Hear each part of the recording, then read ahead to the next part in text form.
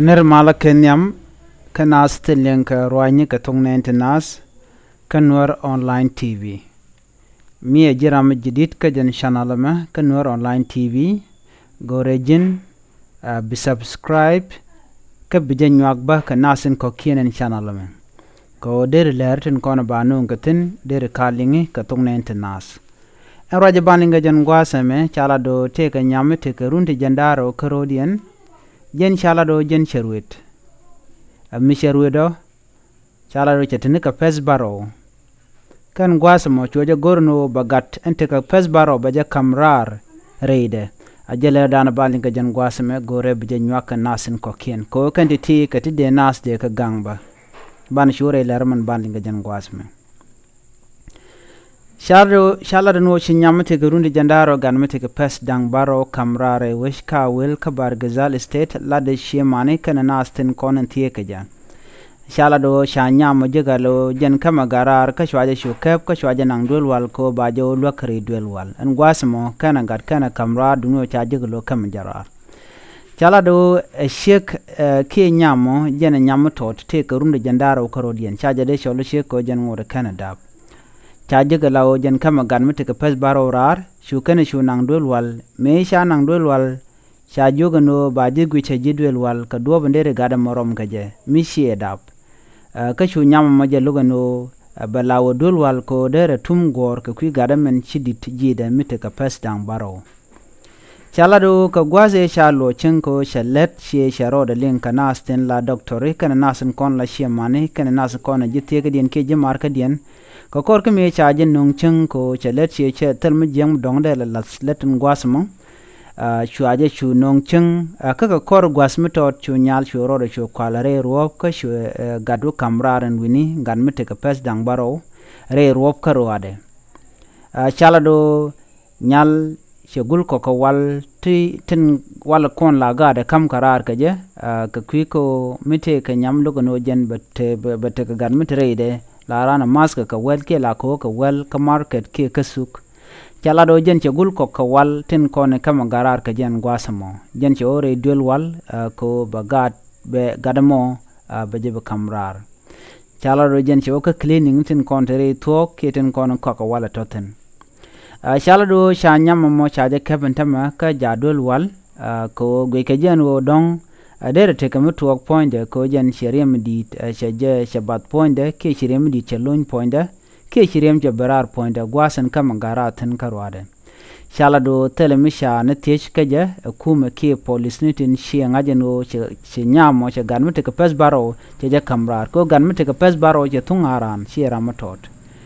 shala do jadul wallantama ke MSF milono organization dan en la nas dial tum ke la ka moy ka wal mete ka reg muje to karan shala do ja ka general organization mo dul wal ko gorga jen wo bakon mas ka wal shumen mi point de shabom ko jen che point de shapala long ke je point de che chu ka gwazdan kama gatra tin ka walen konin che ko su chanyo glad no mandana shala de nyamo shi chuang nasen kon lamen ko menten kontin te mendial pindian shikana ling bora jamo ngo chate ga nyam ton mute karun te jandaro karodian chagat che kamrar shikala do shagwano de nyal ke shegdar gat kamrar mi gan mishidit chaje nok ke chaje goro no mo der twok shala do nyamo teme jare duel wal ngode kanetich chala do baro ide bajalat ka kor kami wajalun dol wal mi ci poinde chapar ki mi ci poinde chagwa gwasandan en chawal tin kon mazan tama mi chakamat cha rajme cha kula do kanas dialun kon tilla ngani nyet en go chiran cha gatte de kamrar ko gan mi dit en gadamo che tunga gat chelongo de lariem chiran de mas ka wal enyok en go bran bagad beje kamrar poinde jagaran ko bu pointi ba der ni liu ki der te karieng mutuo kaji chago de nyal der toy ke ut ke run bagad mo bajo kamrar chawen nyal der oda gang ko chederwet men logo jen to berwet jin nyam nyal der goro jin der oda gang chirkamen te ke de charal ko de naren gang ka te ka walta maska kane bien kon laska ko shi pointu she kikan burum ke dunguta ko shikan bore do de rande ro da gang kan ruet kan naben ko dong run mi shruet bire ko mo bijelo je gwasa dan chire ke tokten chala do no mo shi chuangan man si nyam tor ma jalat nyam te karun jandaro korodien shalu kul top kan man diar no ran si ono bagad beje kamrar gad gwane jene long ko dong de kamrar chit kam shaun an go de gan te pas baro de je kamrar an gan te pas baro jira mandan si gad mo kamrar te pas ngwande liuni jen chit kam shala de nyam tor me chala do jen ken jen ko dong kan ko jegan go de yere der jen ano de ran der gadere kamrar na mo chala do ring mdi chi mogwa eneran chaja de nyodo dong der gadere kamrar chakula do na makele uri ga me tuoka ko mitale awareness ki mitale ngin mitupka ka kwirwet ka miti nyam ton mi shirwet mandera lel man yam chala do jin mi shirwet goro jin braika doctor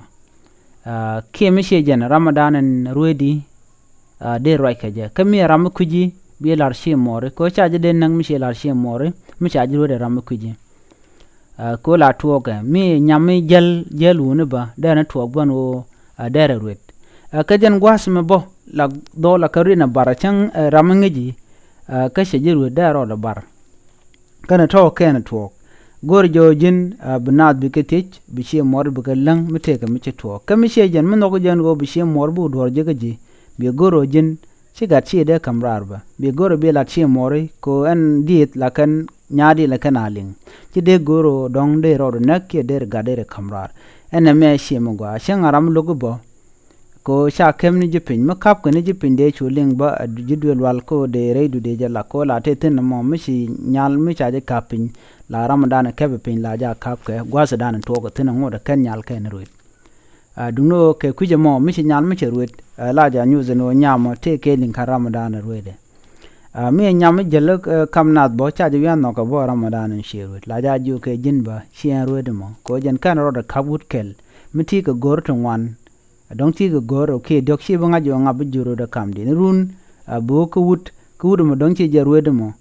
bu do be je lorom ko korun dong wan ka jeno run be gad be ya garado din nama keliu rek de te kamen ko men kon la nying ko deran der jang jo aten ka lum kel karwade ko cheng te mi shi tuok be shwa jara mo ko bijen karama me bo karama mo ken bo sadan ken be ne ken ngajo shi bo selunjo gwadan ci toy karama mo ci janga ji nga ruedum anyo goro jabo nyalbo be wud be ja joga ta ke bos ko bi ko nga jo run mi temi ci to gram mo be janga an me ke lew wa karik lat ko rodien dum no tam gware ci kana no go no bi ka gad be ken karom mi ci te rek mu ji to bo gor ye gad mo be ja kamra ci mo ci ane na ka nyam to ne me ke lew rek kan gad tiene e ka nge ka ko kam gan rar mi ci ran mi ci rued rek nagaran jaga jiko be bo poni be baj be poni be chuch